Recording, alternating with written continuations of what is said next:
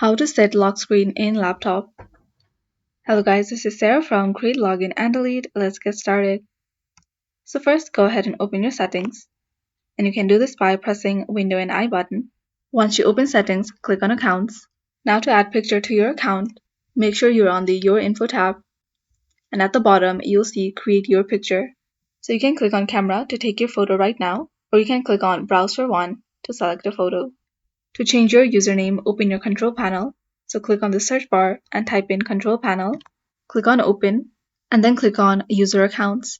Click on change your account type. So if it's an administrator account, you won't be able to change it. But if it's not, you'll see the option of change account name. So tap on that and type in your new account name and then click change name and then restart your PC.